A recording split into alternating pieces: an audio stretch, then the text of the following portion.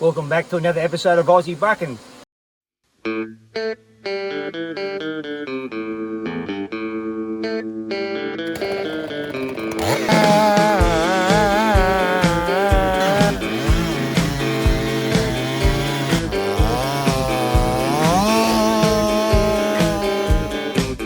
Back in the bee yard again today, part 2. So we're actually doing the big honey pool that you've seen in the first video. So just a continuation of everything, but we've got my daughter-in-law. We're going to say daughter-in-law, Jill? Sure, the apprentice. Why not? Yeah, and an apprentice that's keen on bees. Had come here today. She wants to pull some honey with and learn more about beekeeping. So sometimes the best way is to learn is by doing.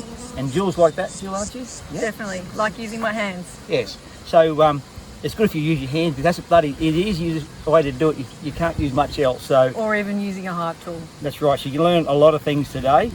But Jill's dead keen on beekeeping, and so she and Byron, my son, are at Mount Binga, where I think 9 hives are there. Jill, we had 10, but we lost one. Yeah, something like that. Like that. So we got 9 strong hives there, and but I'm just always, like in the previous video, talking about that.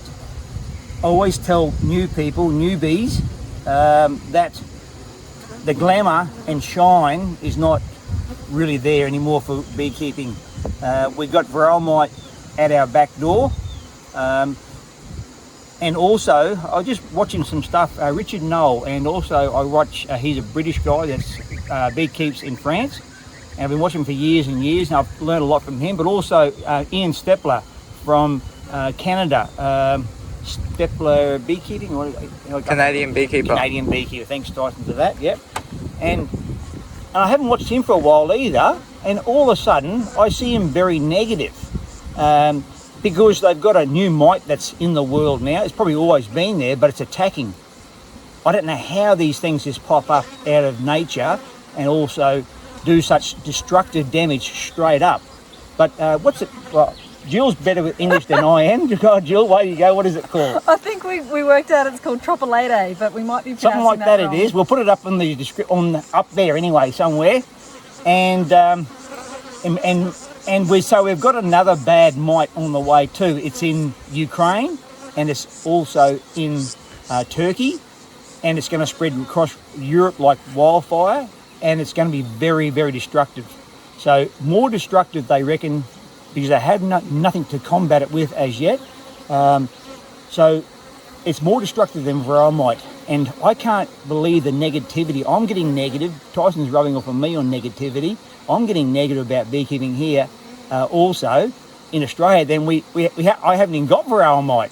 So Varroa is here, and this other might take a couple of years or whatever it takes, because they're saying Richard in France, he reckons 1 to 2 years, and he probably is going from 200 colonies down to about 60 or 40. So he's choosing to go down? He has to go down to try to manage them. Yeah, okay. You see, he won't be able to manage them. He's going to lose them straight up, so he's going to get a reduction. Yeah. And so he can start treating smaller stuff. And I've done the same thing here. I started with 100 hives here, and I don't know what, I've got 60 now to try and manage too. But the more I've got, the harder it is to manage. The less I've got here, the easier it is to manage. So with Varroa, but this other one, what's it called, Jill?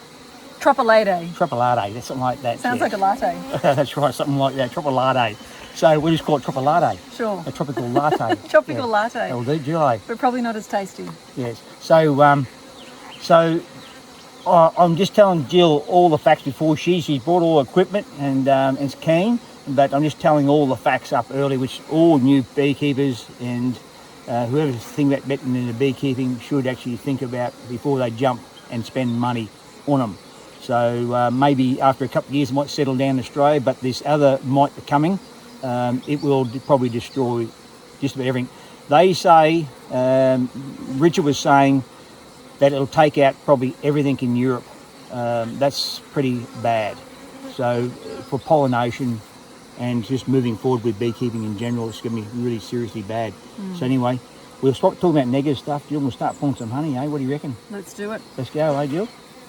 So this one should have been supered up beforehand, but hey, because I spent money on getting ready for Varroa mite, I spent over $1,000 with gear and chemical.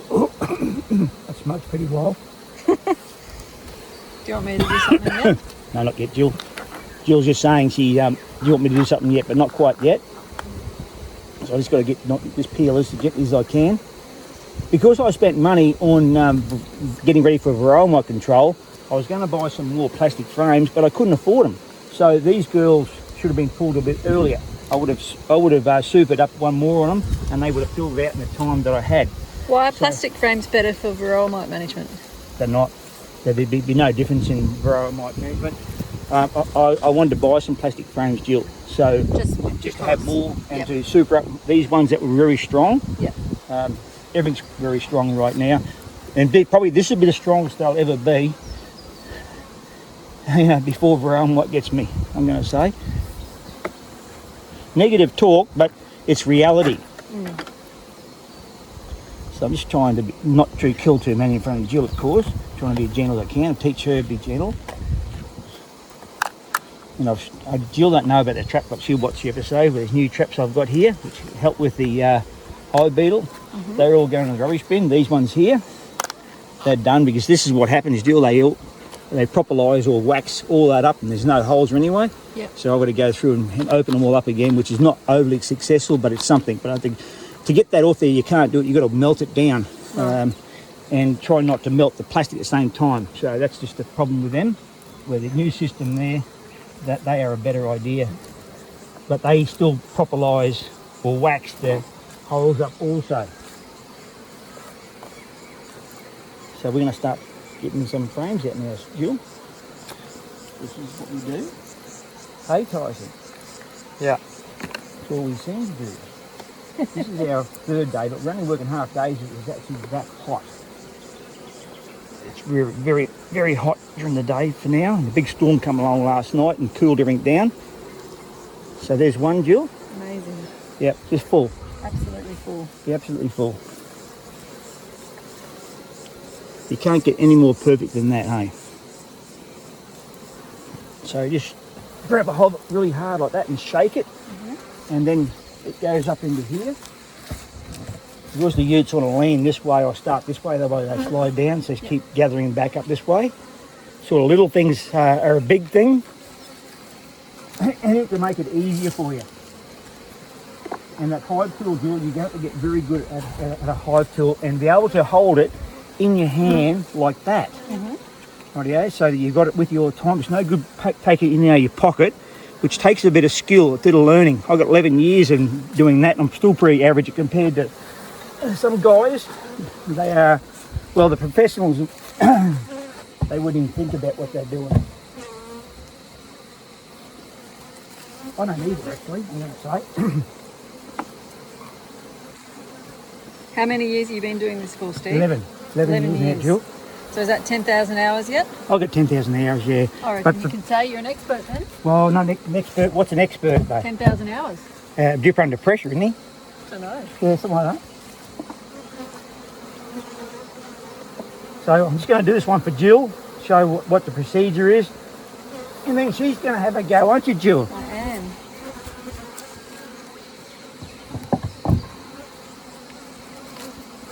And I remember when I first started too, well, it was back in 2015, almost 2014 I started. And I was keen. I couldn't get enough of it. And I started with one hive, obviously, a flow hive. And that's how I got started. I was a founding person that gave Cedar, who invented the... Yeah, so Jill's pulling some honey now, but our phone, it gets hot and it overheats and stops. So Apple phone needs a cooling device for beekeeping. They might need a few little cuts in between. Yeah, sorry about that. So we'll try to push on for you. What we do for YouTube again, Tyson, eh? Yeah. So Jill's having a go now, pulling some. This is a nice little quiet hive, so it makes it easier for Jill to start off with.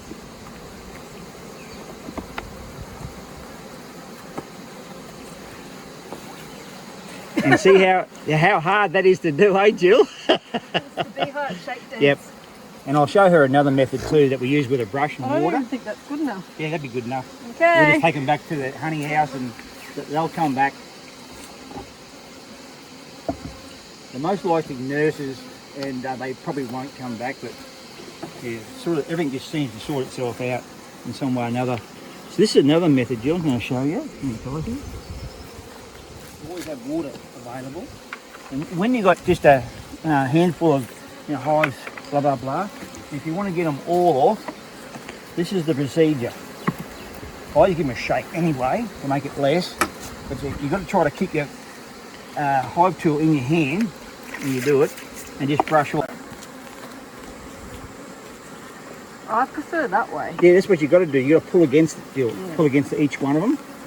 And get a grip. Use the leverage on the other frame. Yep, that's the way. Shake them, and then just have a go at brushing it off now. Where did you rest it? Just resting your hand on top of it, whatever. As long as you take it, see where you put them here, that's where we stand, so go further away. Yep, because they love crawling up under your pants. So that's just another little trick. Once you've been stung about a million times like me, Jill, I'm not you'll gonna try get to stung. limit them. My trick is to not get stung. I know it'll happen. Not for occupational hazard, So right? I've been stung about 5 times already through my pants because I'm not wearing You're not a wearing suit. Yeah, so Jill, how the many times suit. you've been stung? 0. That's right, and you will get 0 stings if you stick to that suit because they are a really good suit. Last Right, one, next Jill. one.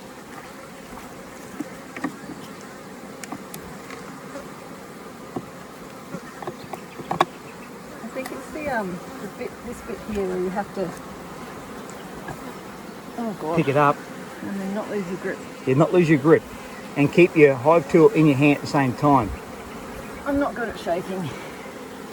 Now, well, it takes practice, and my mentor Sean, he said, Steve, start practicing doing this method. And I said, really, Sean? I'll so further away, Jill, that's where we stand. So I said, Sean, really, I've got to do that? He goes, yes, you need to start getting good at it. And he was so right. That shake thing is a big part of it to get them off as much as you can. It smells amazing. Smells amazing, Jill, eh? It does. Yeah, it is a smell of its own. So you can take that one off there, that super off, please, Jill. This is Jill's first one. What am I doing? Taking this off? Yeah, so you can't take it off straight away because it's all stuck down. You need to get in that corner there and lift with one hand and just break it up gently. Yep, you've got it. Now shake them out too. You can shake them back on top there if you want. And then what we do there is move it over there if they've got a bit of wax in them, bit of cone built up there. And you get your knife and just scrape it in. Oh my god. This is how you gain all your wax, see?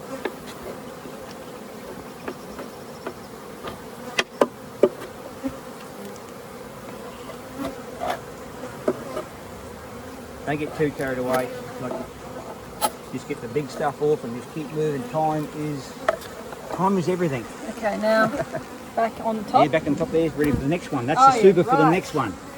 Then you Conveyor find belt begins. a sticky like here, and you gently put a sticky on. Extracted them yesterday, eh, Tyson? Yeah. Tyson loves extracting. He gets into his mother in the afternoon. He says, "Gee, I had fun, Mum. I had such fun." Sure he does. So now what you do is you even out.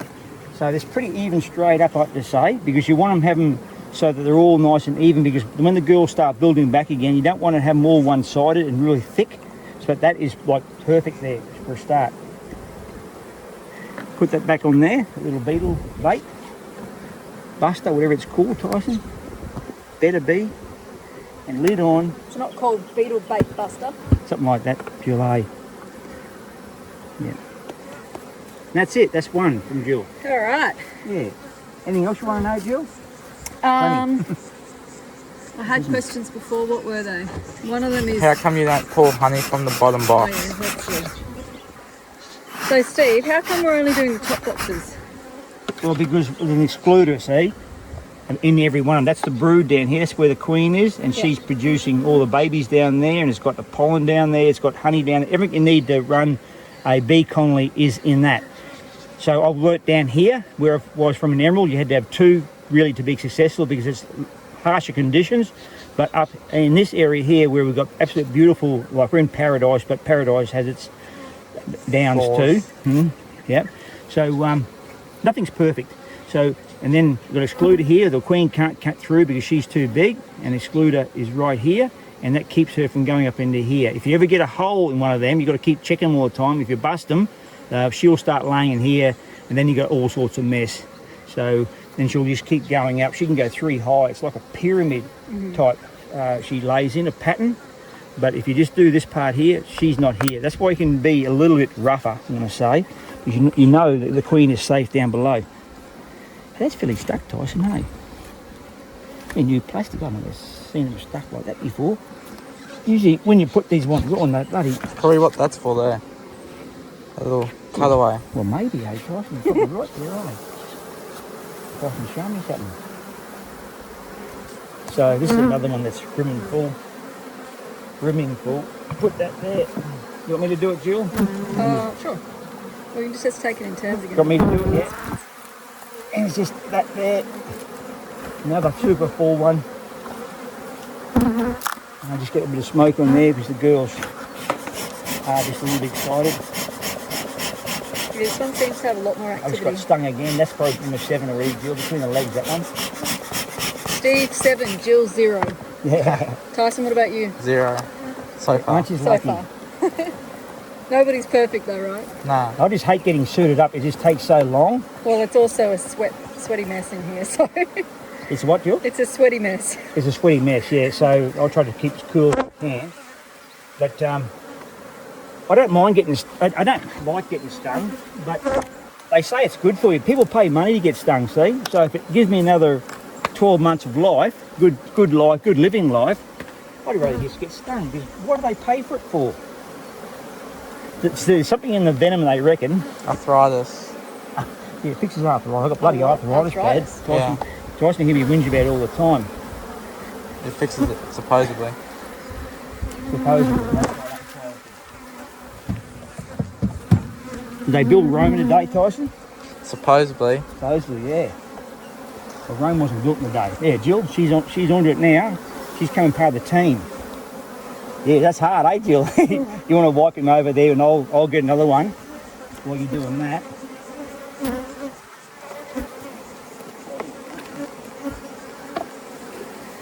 And as I say in the videos, Jill, it's just once you learn it, over and over again. Don't show that one. Did you get that, Tyson? Nah. Don't look at that part. I dropped that.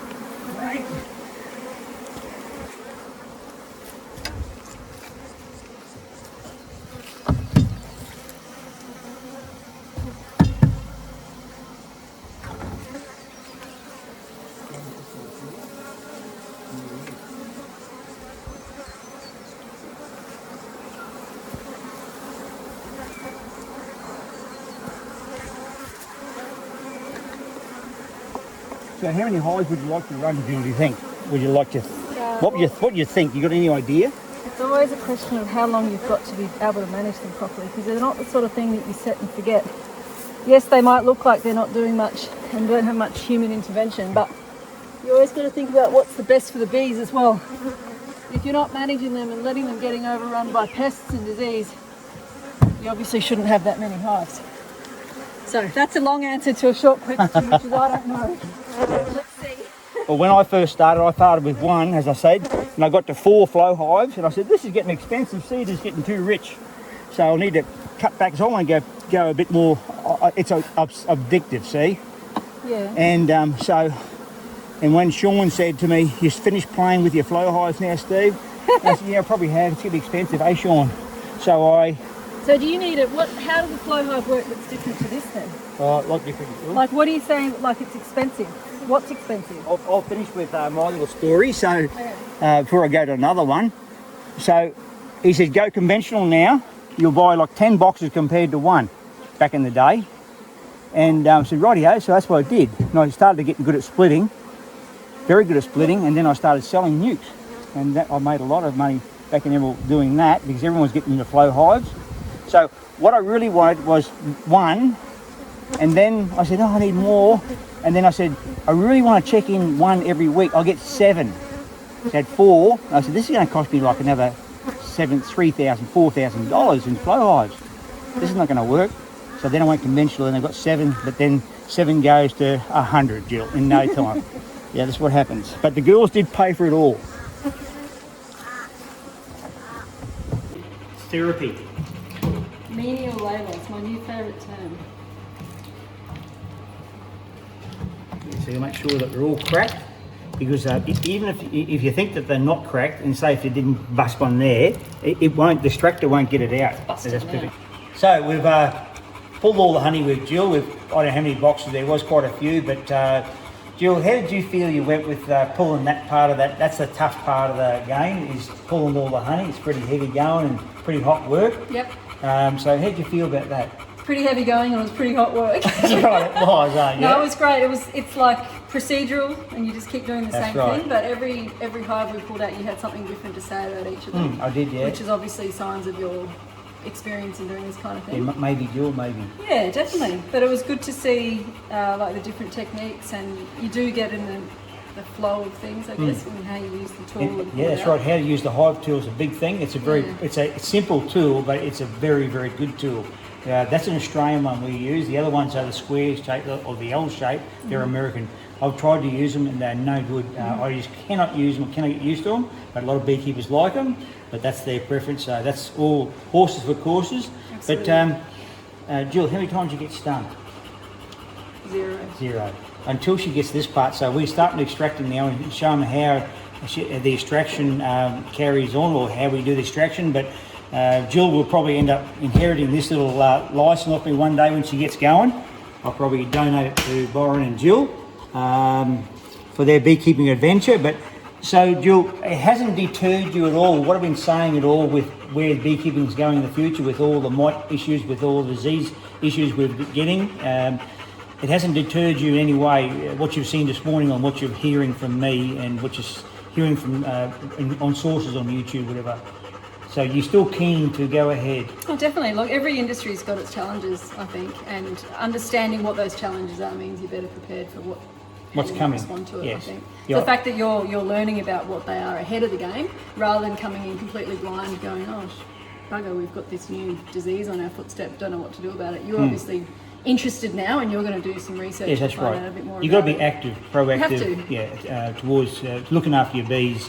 The last thing you want is to put a lot of money in. I always say to, especially people who borrow money to get into it. That is very, very not a good plan of attack as far as bees are concerned. So the best way is, what I've done is just to grow with your bees. So in time, you get 4 hives, whatever, you get 6 hives, and then you settle. So I'm happy with 6 or 10, whatever, and that is it. You know what I mean? But if you want to get big, you get big. But you just want honey for your neighbours and friends anyway, don't you? And your little Labrador dog down here. This is Jill's dog and Byron's dog. He reckons he's the bee dog.